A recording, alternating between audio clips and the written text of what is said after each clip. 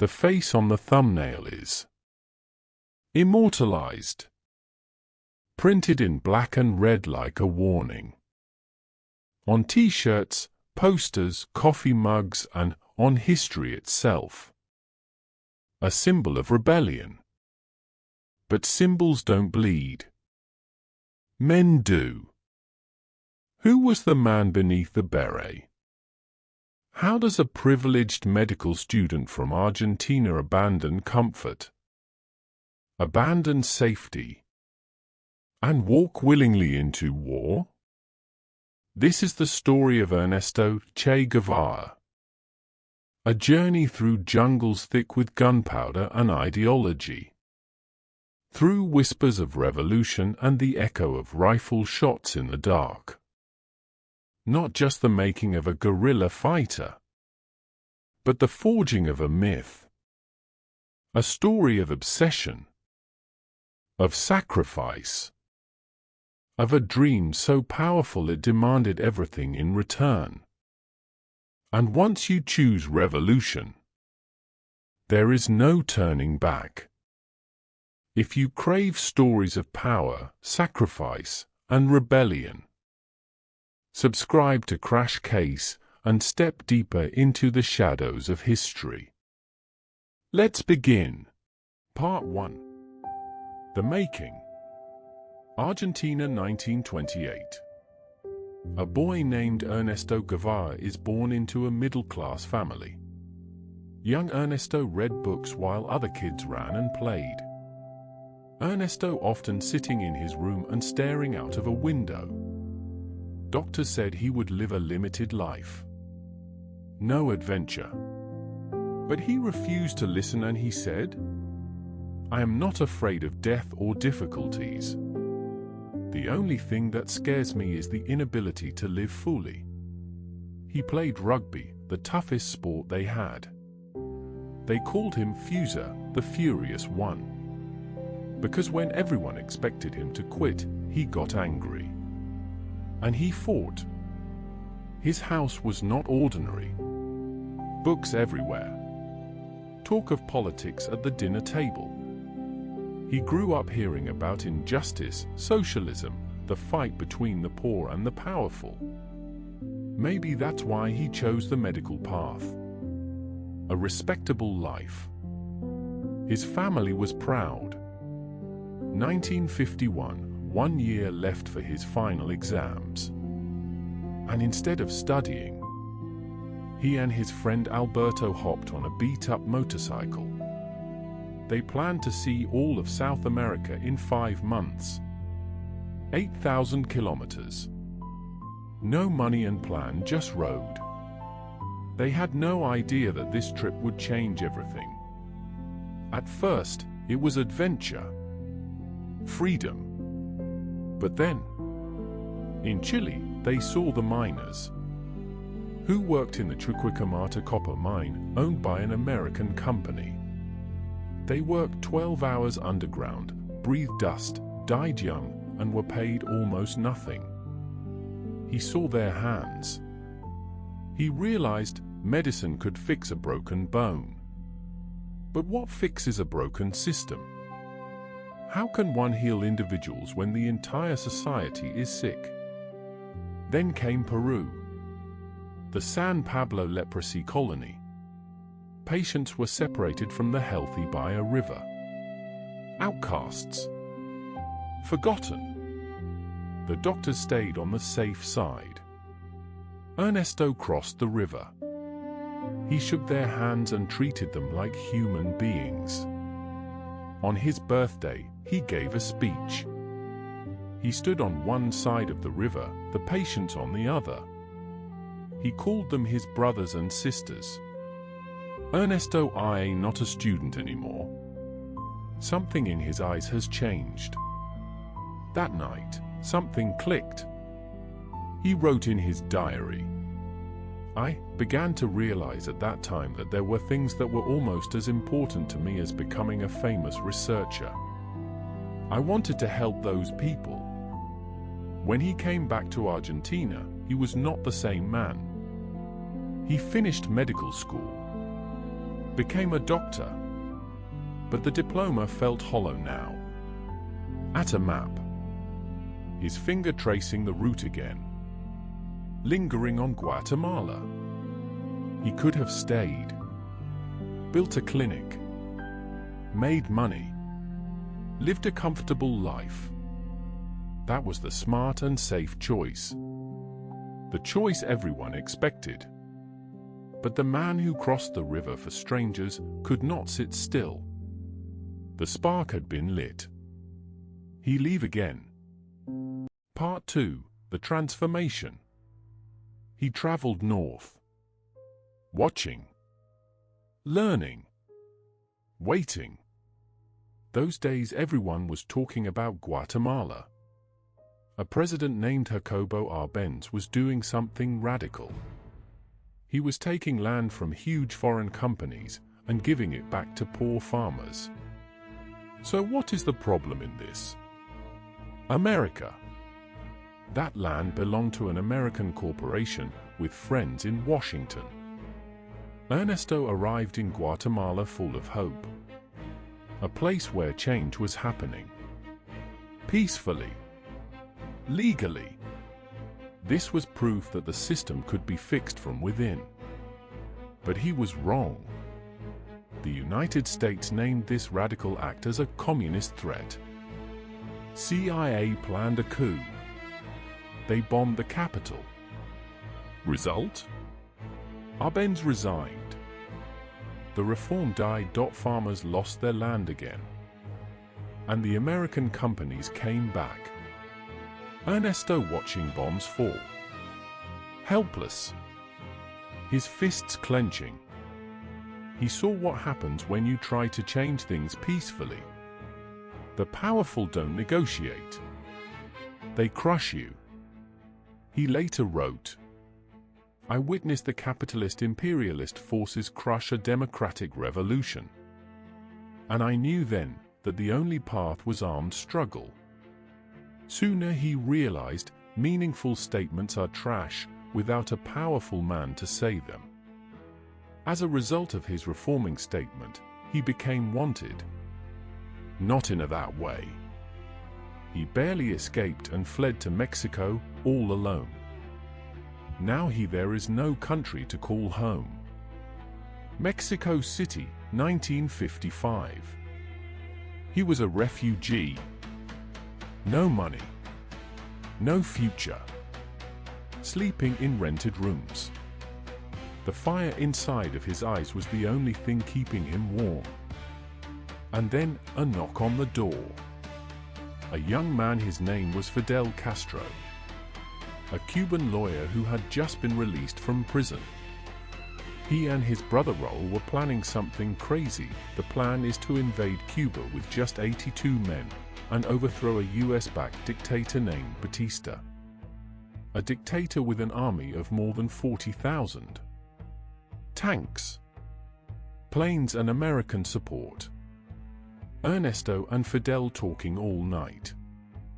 Smoking cigars. Maps on the table. Fidel spoke of revolution, justice, and Cuba. Ernesto listened. That day, he found men who didn't just talk about dying for what they believed. They meant it. Fidel offered him a spot as the troop doctor. To which Ernesto replied, "If he wins, I go to Cuba as a doctor. If he dies, I go as a soldier." They trained in the Mexican jungle. 82 men. A group of students, workers, dreamers, and one Argentine doctor. But the jungle was hell for Ernesto. The humidity triggered his asthma. While others ran, he gasped and choked. One soldier told him, "Rest. You're sick." Ernesto said nothing. He just stood up, picked up his pack, and kept marching. That's when the Cubans started calling him Che. It's Argentine slang meaning, "Hey you cool pal." November 25, 1956. 82 men boarded a tiny yacht called Grandma. It was built for 12 people. They landed. But the enemy was already there. Waiting. Gunfire. Explosions. Men dying. Scattering. The ambush was brutal. 82 men became less than 20. A bullet grazed Guevara's neck. If it had been 1 inch deeper, the story ends here. But he still held his rifle. Blood mixing with sweat. 16 survivors exhausted and surrounded by thousands of enemy soldiers. No food. No medicine. Che couldn't breathe. He lay on the cold ground, fighting for air. One of the worst attacks of his life. A soldier offers him water. He refuses. And replies, "Save it for the others." All 15 men looked at him. In that moment, they understood. This was not just a doctor. This was willpower coated with flesh. Months passed. The war was ugly. They building shelters. Cook and eat rats. Drank mud. Hiding from planes. Buried their friends. But they kept fighting. And when they fought, he was the first one up the hill and the last one to retreat. He didn't ask his men to do anything he wouldn't do himself. Fidel promoted him, giving him the rank of commander. Che was no longer just the doctor. He was a commander, leading his own column. December 1958. The final battle. Santa Clara. Batista's army had tanks, trains full of weapons, approximately 3,000 soldiers. On the other hand, Che had only 300 men. But he had something better, and that is audacity. His men used a bulldozer to rip up train tracks. They derailed an armored train and literally turned the train cars into barricades. Che running through gunfire. Men following him. Explosions. For days, they fought. House to house. Street to street. Che was everywhere. Santa Clara fell. Batista's army surrendered. The war was over. They had won. January 1959. Che entered Havana. The people flooded the streets. They threw flowers. Screamed his name.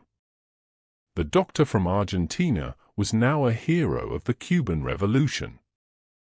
He became a minister, head of the National Bank, head of industry. He signed money with just his nickname, Che. He traveled the world, met presidents, gave speeches at the UN, Moscow, China, Egypt. He had power. He had fame. He had respect. Che staring out a window, looking at the horizon, not the office. He had won the war. He had helped build a new Cuba.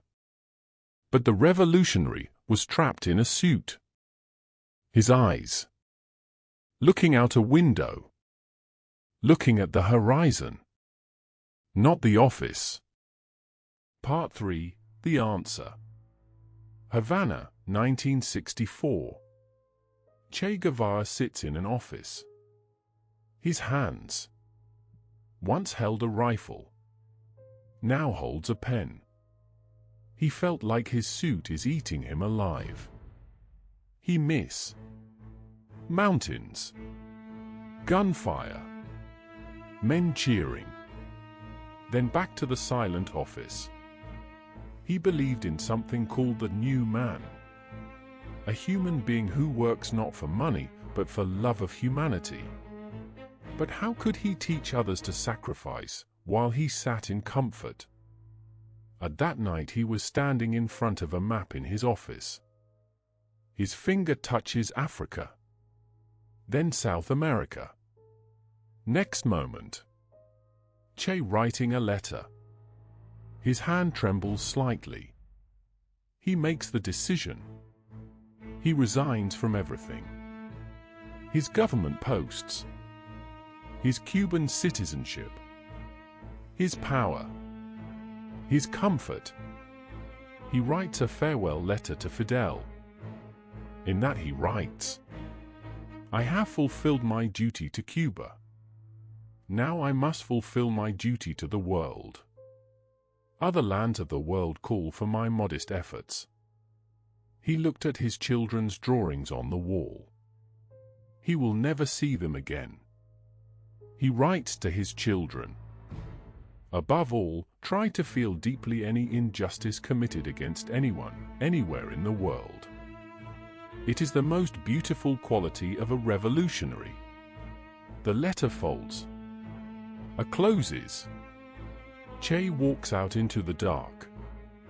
He walks away from everything. No money. No security.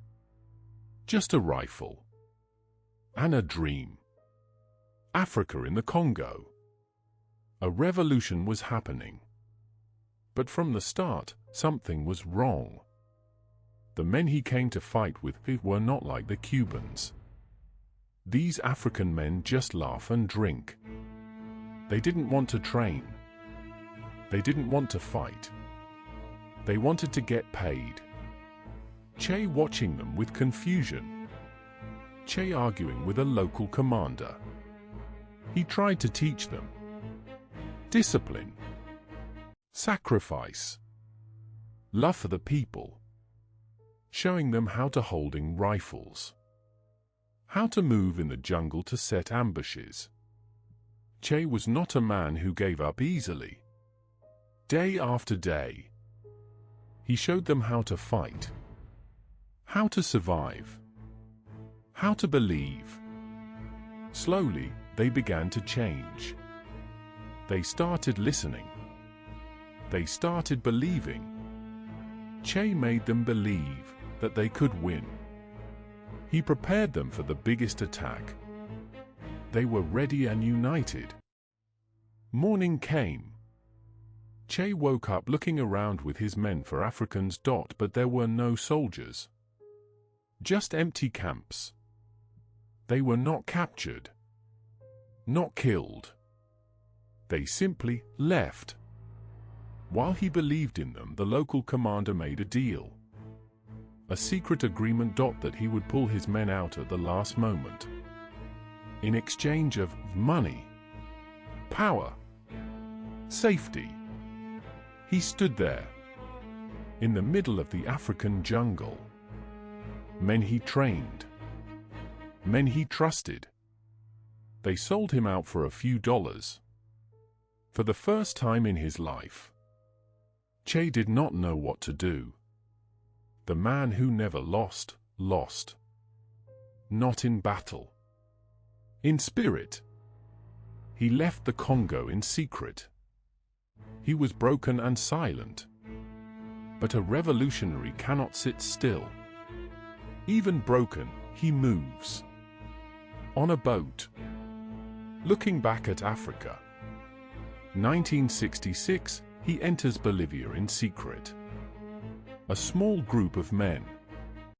No uniforms. No support. No one waiting for them. Harsh and dry Bolivian mountains became ice-cold at night. Bolivia was different from Cuba. People did not know him. Did not trust him. Did not care. Che and his men eating scraps. Roots. Sometimes nothing for days. The asthma came back. Worse than ever. The high altitude crushed his lungs. At night, he couldn't breathe. During the day, he marched anyway.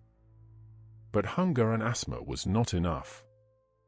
The CIA was there. The Bolivian army had thousands of men.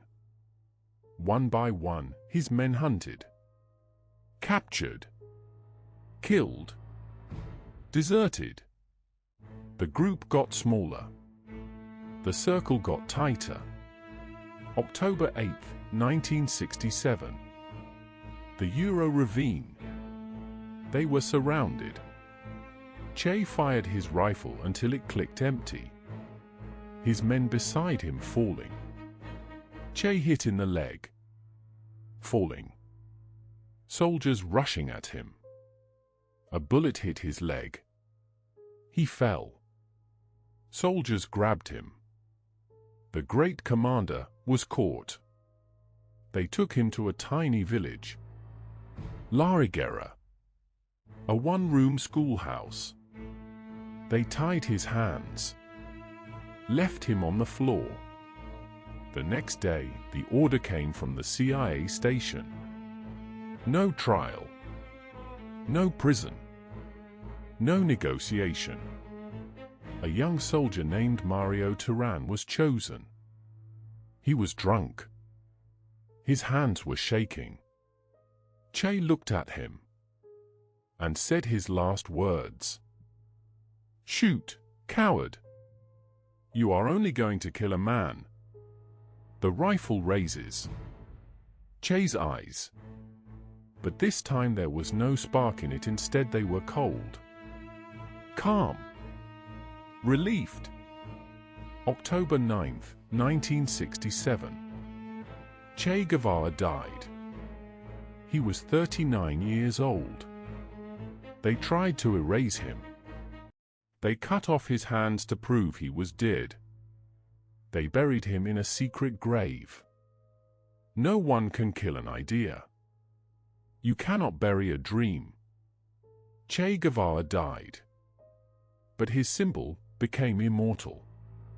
The end. It took me a week to craft this story. Hours of research. Days of editing. Every word chosen carefully. If stories like this matter to you, if you felt the intensity, subscribe to Crash Case.